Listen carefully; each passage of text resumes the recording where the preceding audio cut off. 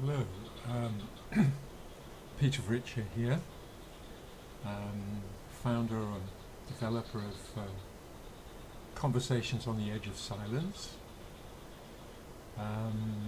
Wanted to share with you a little bit how, even though I've been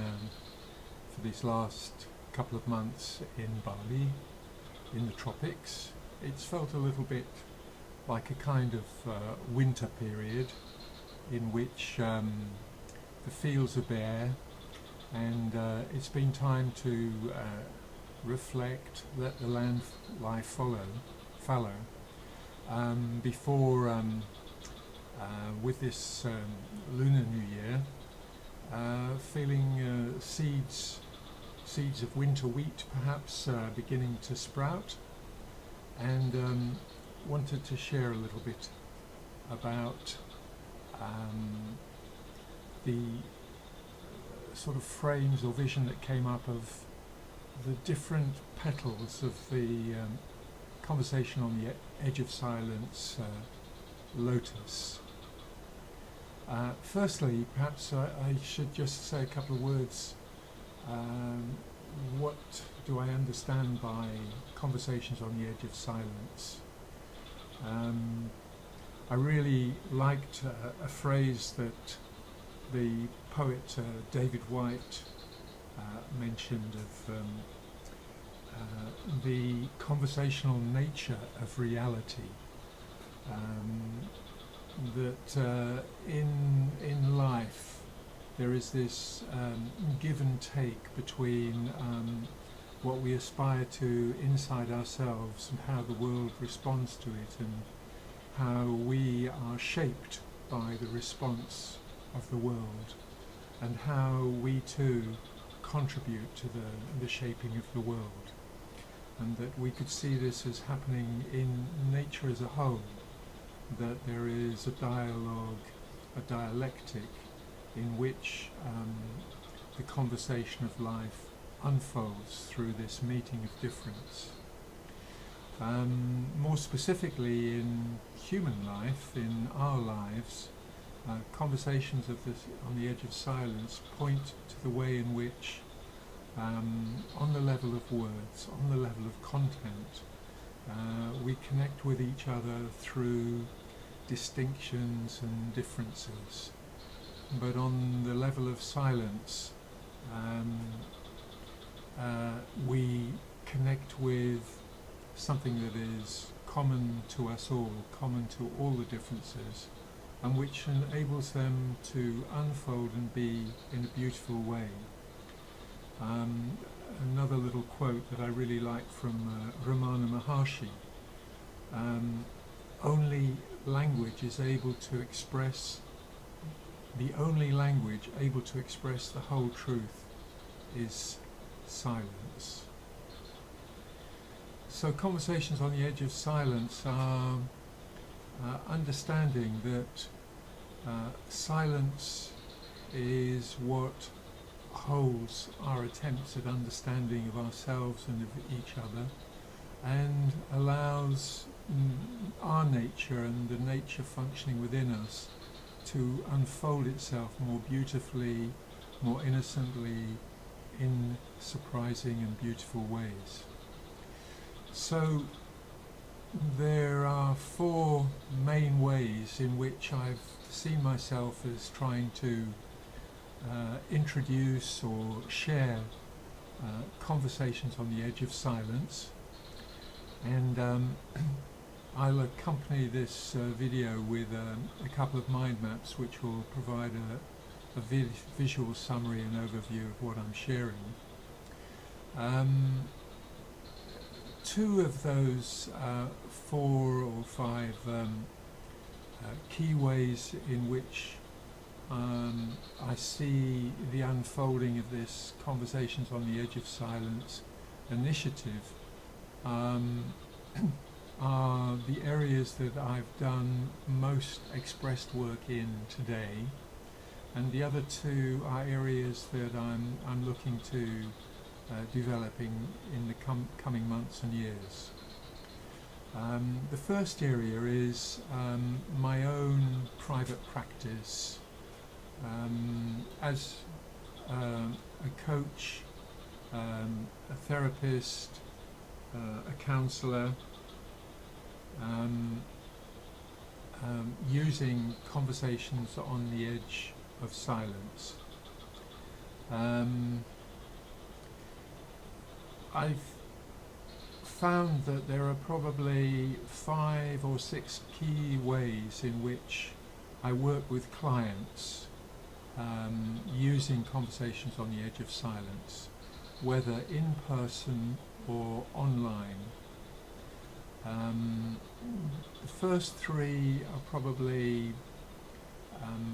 the key ways I work with clients in the everyday setting, online and in person. And I'd say 2 of these you could be described as either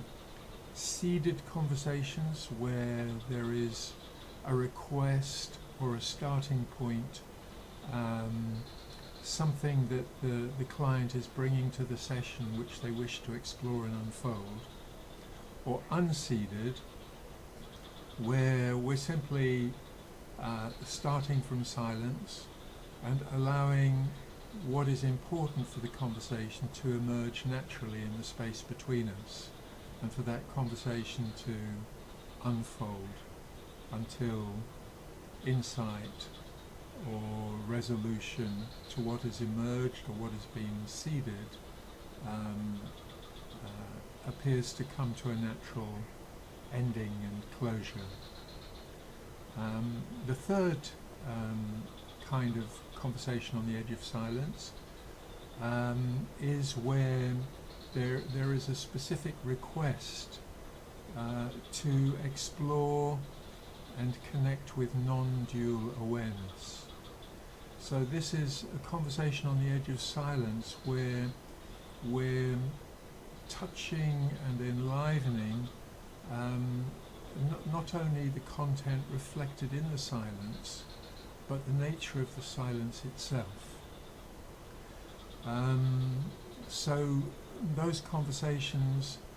are very delightful ways of having a kind of meditative conversation, or a conversational meditation, in which what we might encounter in the silence of meditation can be lived at a more active level, on the level of interaction with each other in the space between us. The other ways in which I employ and enjoy conversations on the edge of silence with clients, one is what I call radical intimacy partnering, which is really a chance to look and explore some of the fundamental elements of subtle connection within relationship. So this can touch the sensual, it can touch the cognitive, it can touch the emotional, but it's particularly touching the quality of intimacy that we can bring in our dialogue and exchange and our communication with others, both in general terms and in relation to those cognitive, affective and sensual matters as well.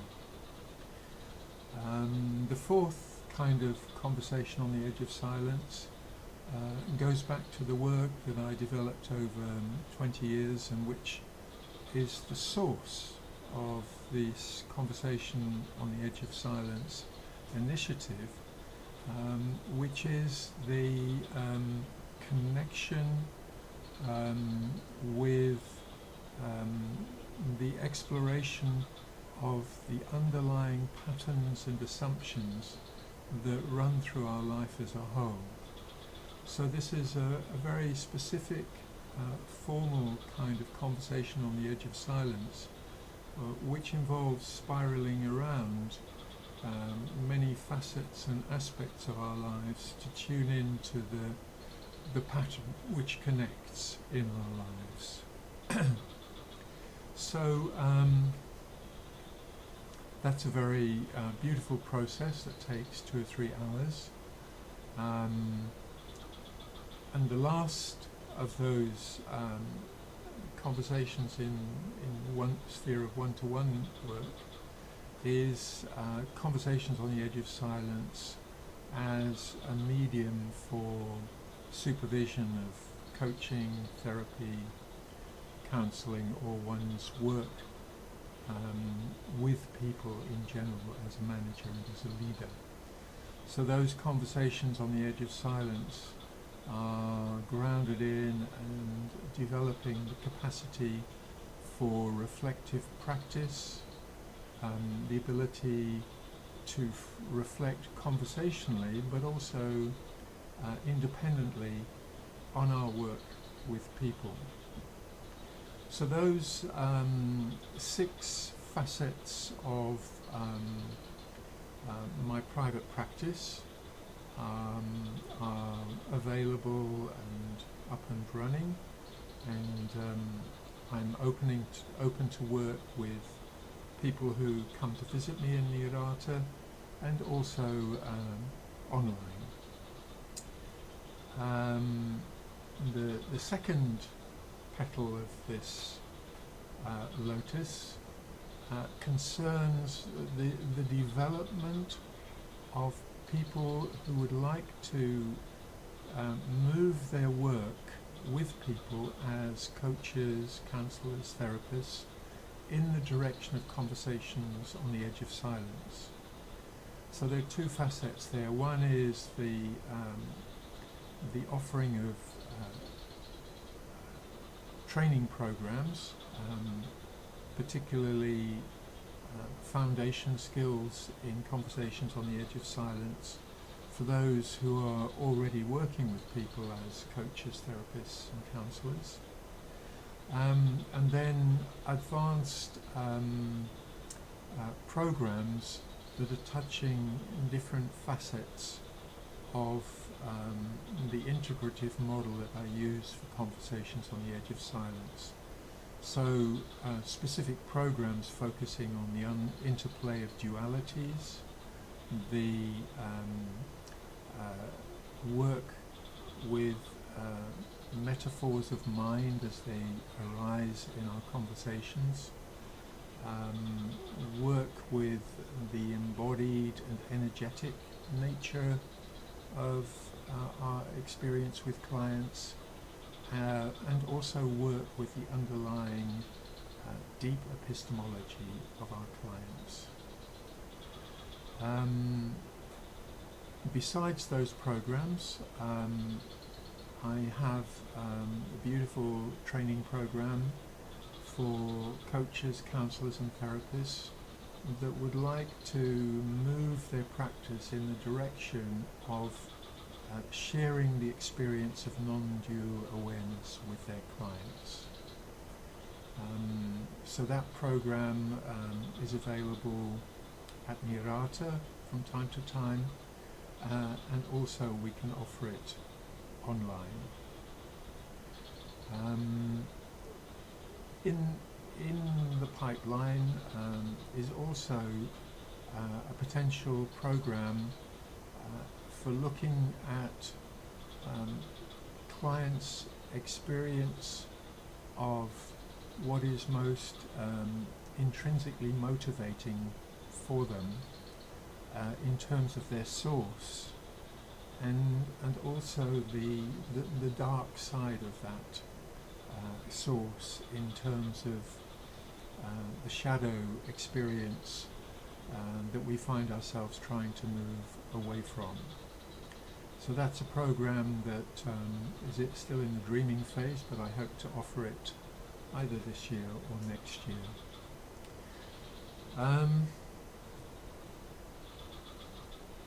Another aspect of this development of the helping professionals and the helping relationship is work to develop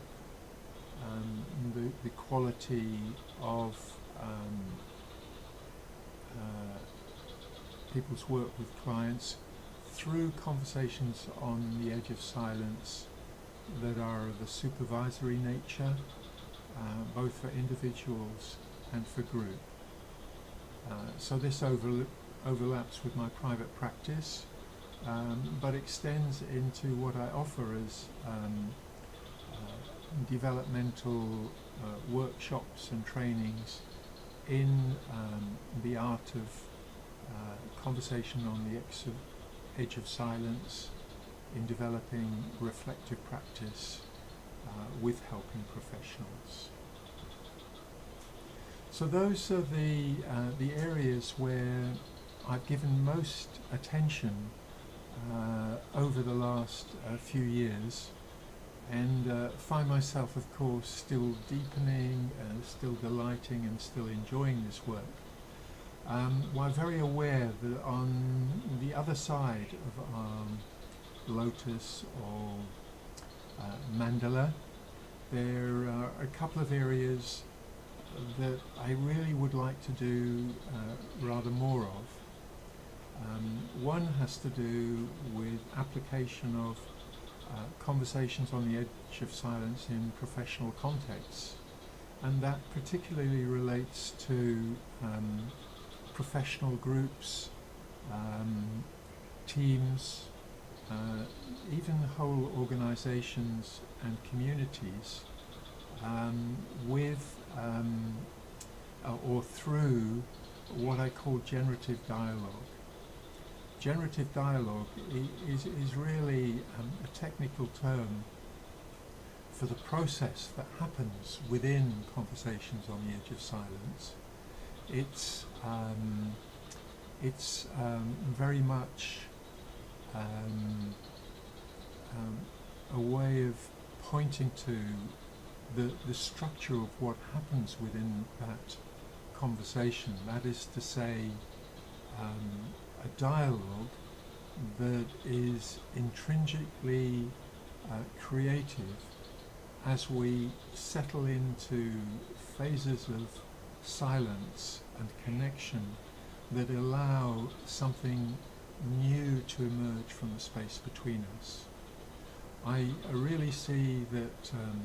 this kind of work for professionals in organisation is important for developing new ways of leadership, new ways of communication in groups, teams, organisations and communities that are more equipped for the need to not only have old-fashioned top-down style of leadership, but contexts in which leaders can participate in and learn from the way in which there is a wisdom, a power in collective consciousness when we can allow people to find a way to a shared alignment and a shared receptivity that listens to all voices and allows a coherent and cohesive direction to emerge and be shared in a way that carries people forward. For me, this is quite a challenging area because there's so much that happens when we work with conversations on the edge of silence and generative dialogue in groups, that there's a lot to hold, to assimilate, to manage, to share, to digest, to allow the process to unfold. Because what happens in groups can be very, very beautiful, very inspiring, but along the way we may have many challenging moments as we face some of the twists and knots that have been locked up inside ourselves individually, in subgroups and collectively in the whole. So this is an aspect of the work that I'm extremely drawn to, and approach with also some trepidation, because from past experience I realised that besides the beauty and the reward, it asks a lot of me. The fourth petal is to do with, shall we say, the sharing of conversations on the edge of silence as something for people who are not necessarily managers or leaders, though they might be. They're not necessarily helping professionals. They're not necessarily my clients or colleagues, but they're people who would like to enhance and deepen the quality of their interaction with others, both on a one-to-one basis and in groups. So these conversations on the edge of silence, this facet I call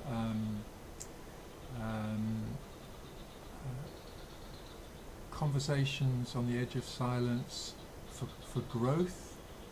and for enhanced relationships through courteous circles and through courteous partnering. Courteous circles are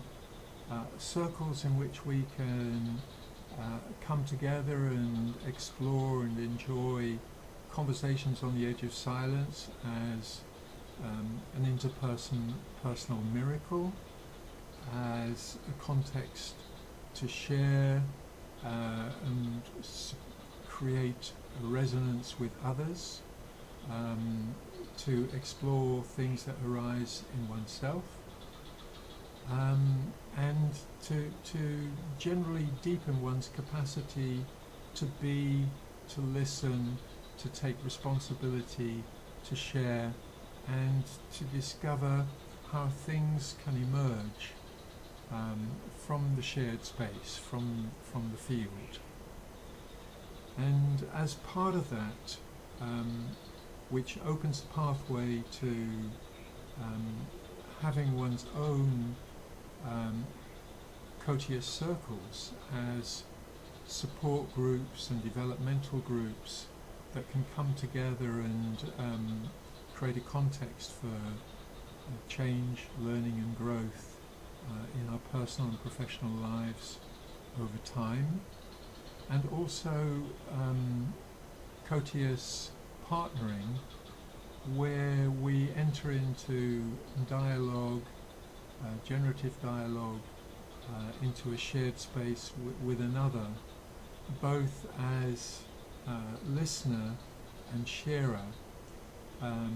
to allow a process of unfolding one-to-one in which we listen to each other deeply from the heart of silence, and also offer that to our co-partner, so that in the dialogue, in the exchange, in the conversation, we can each explore things that arise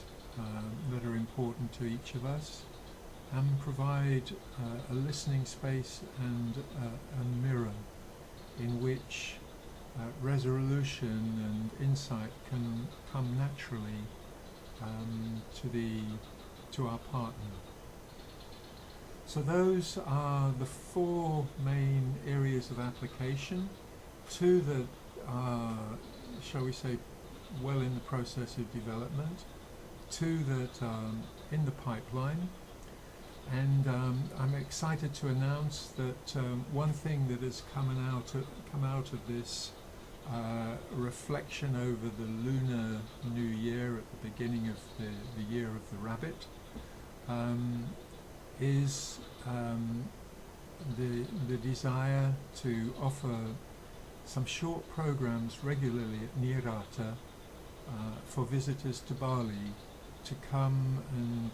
explore living awareness through conversations on the edge of silence, to spend a couple of days here, enjoy deep meditation, enjoy learning about and practicing courteous partnering and courteous circles,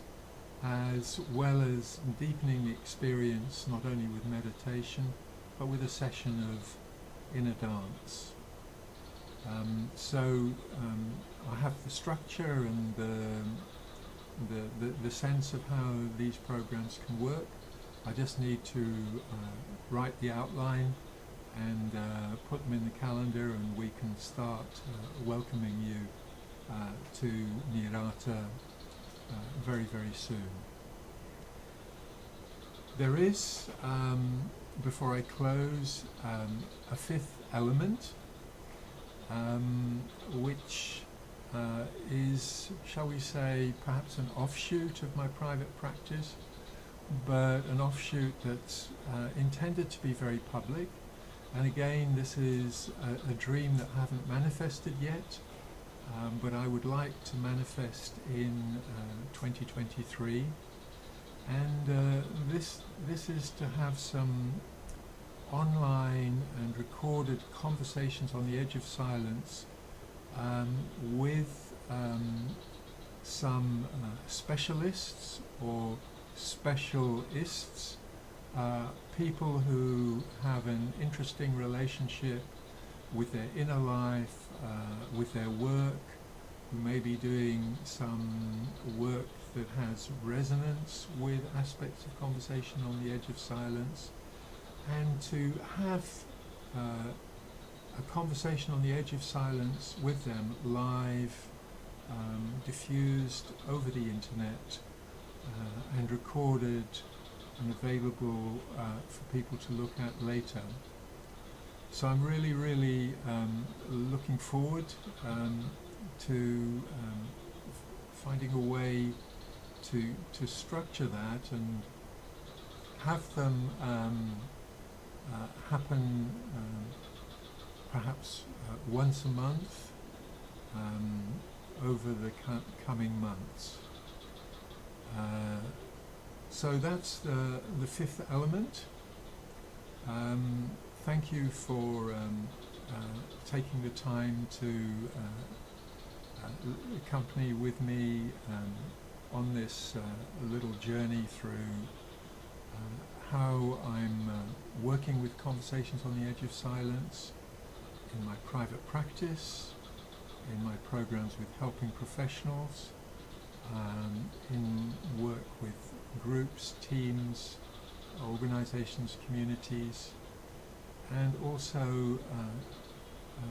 personal development, relational development work with courteous partnering and courteous circles. And lastly, those one-to-one, open, published conversation on the edge of silence with special conversationalists. So I look forward to sharing that with you, and the work with radical intimacy, which I hope will crystallize very soon into a long-term online program. So thank you very much, and as they say in Bali, Om Santi Santi